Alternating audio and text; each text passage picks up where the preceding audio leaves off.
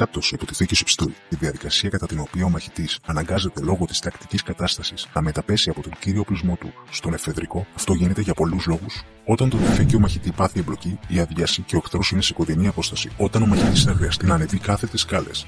Όταν ο μαχητής πρέπει να ελέγξει πολύ μικρό χώρο. Ή όταν ο μαχητής μεταφέρει τραυματία ή συλληφθέντα. Η μετάπτωση δεν είναι η τηρική λύση. Ο μαχητής θα χρησιμοποιήσει το πιστόλι του για όσο χρόνο χρειάζεται. Θα οφείλει αμέσως να θεραπεύσει την εμπλοκή. Αυτό διότι το τυφέκιο είναι το όπλο για το οποίο μεταφέρει τα περισσότερα πυρομαχικά και το οποίο έχει το μεγαλύτερο δραστικό βεληνικές και τη μεγαλύτερη ανασχετική ικανότητα. Η μετάπτωση γίνεται ως ακολουθούς.